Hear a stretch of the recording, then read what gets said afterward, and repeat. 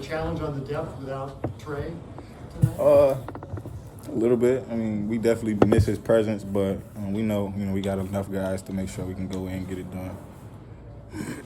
Kellen, you had a good night offensively, but you had a stretch there at the end of the first half where you had a dunk and 2 layups, all really close together, about 90 seconds. They all came on situations where you kept moving in the offense, cutting when some guys were stuck maybe and such. Just talk about that sequence about how if you're moving in this offense and you're cutting, sometimes good things will happen. I mean, that's just the search system. You just move around, the ball's gonna find you. We unselfish as a team, so if you just move around and just make sure you just pass the ball around as a team, you're gonna find your spots and find a way to get open. And that's what happened to me tonight. The ball ended up coming in my way, and I was able to make those plays. Feel good finally to get your name with a 3-pointer in the column for the first time this season. Yeah, I mean, over my career, I don't shoot many, but I haven't had a bad percentage, and I just really don't force them. I just know I can go to the basket, and my teammate found me right here, so I was able to knock it down. So I'll keep doing that when those times come. But like I said, I just feel like I can get to the basket whenever I feel like it. So that's one of the things I would like to do.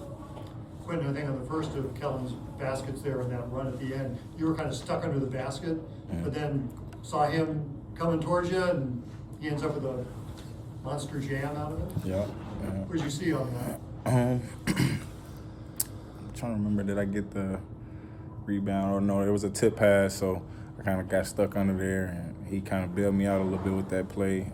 I really had nowhere to go with it, and I saw him, so made sure I made that play, and he finished it off for me. So did you see him? Was he just coming towards you from Yeah. outside? See, I mean, late cuts is something that we emphasize a lot too, so that's pretty much just what happened right there. He saw me stuck and guarded by 2 defenders, so that open cut, and you saw what happened next. After what happened, I'm sure it's not being happy about the finish at LaSalle, and you guys got the 22-point lead tonight. Was there talk about finishing strong, or you just know you had to do it not so you wouldn't hear from shirts afterward? I'll say that's always the goal. You want to finish the game out strong. You don't want to give any team any hope when you have them down. You want to make sure you finish it out. And we have respect for every opponent we have, so we don't want to ever let up.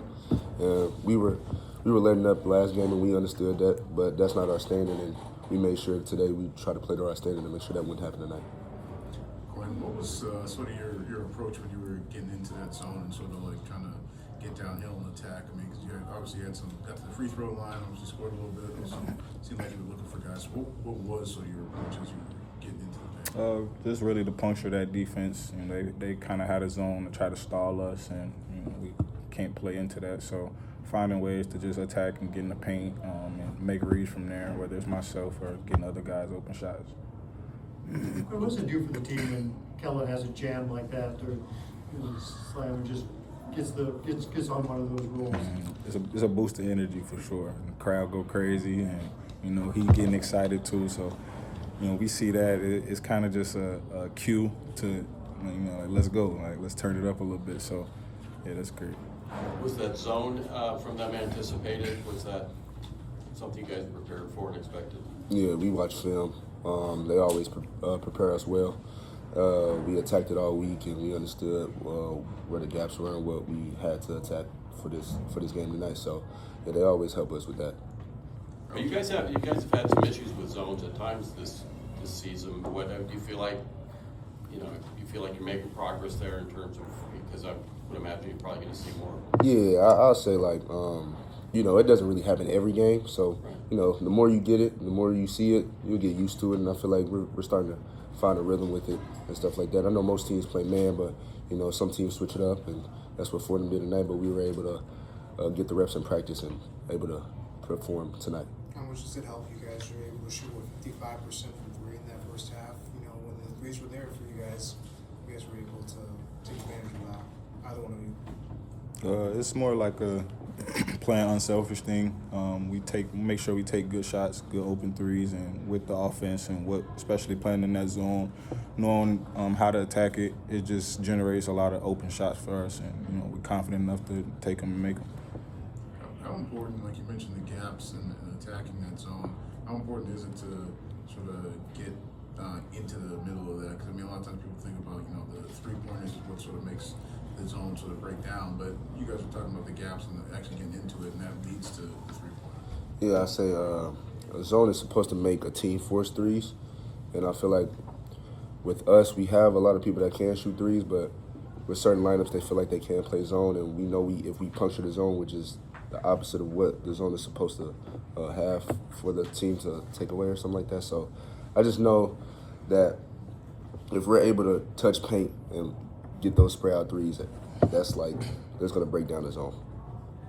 Does Amari need to go to the basket there instead of dribbling out the clock at the very end? We thought about it for sure, but yeah, I mean, of course we wanted to get the fans their Shake Shack for sure, but that's just not what we do. So it's understood. There's a little weight on both sides of that decision. So I think he made the right decision. Was he we'll get instructed? Shake Shack next time for everybody. He was instructed not to, though, wasn't he? Yeah. Sure, still not. I mean, if you I would have imagine crossed that it, wouldn't go over well if he then. We understand it, but we'll get it back. Anything else for the players? Kellen, we talked about a little bit about what energy does for the team when you make big plays like the dunks that you had. What does that energy do for you, not only playing in front of the home crowd from the team standpoint, but also your hometown? it means a lot. I like to make those plays when I can. I know that brings energy to the crowd. I know a lot of people like to see me dump the ball and stuff like that, or just have plays, highlights and stuff like that. I've been blessed to have a lot of those this year so far. So I just know it does a lot for the energy and for the team. Not only I feel like it rattles the other team as well, just because when it gets loud, you can't really communicate to your other teammates and stuff like that. I just enjoy just being able to be that presence for our team. We haven't talked to you since the LaSalle game when you threw the sideline save between your legs. What was that all about? I just really wanted to get to my steal, and I saw Q right there behind me, and I saw the guy behind me not really probably expect me to do that. So I knew I could. I don't know why I threw it between my legs, but I felt like I did it in stride. So it felt like an easier pass than me trying to do something, turn it around and do something extra. Have you done something like that before? Or is that... I actually did it if y'all remember, in like the open scrimmage, like off an offensive rebound. I think I did that. So it kind of feels like an in stride thing where I can do something like that. Quentin, you pretty much had to finish that or would have. Oh yeah, that was in my thought for sure. I was wondering, should I give it back to him or just finish it, but one way or another it had to go in the hoop. You expecting what do you think when you see that?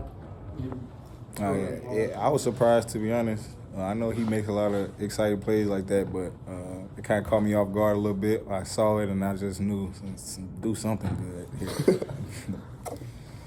Quentin, I think you had a turnover today. I wondered for you what the significance of that, or how much do you focus on that when you're looking at how you play? I take pride in it and taking care of the ball. I know the team wants me to take care of the ball too. So definitely limiting that turnovers, playing in a different role than I'm used to. But I know if I do my job, then I can at least say the team is proud of me for that. So yeah, just taking care of the ball. If I take care of the ball, good things will come from it. When you say different role, how so? You mean just because you? Just playing in the newer positions. We play a lot of positionless basketball, but playing more of a point guard role. Definitely want to take care of the ball and make sure I'm getting my teammates good shots and in the right position. Everybody good? Thanks.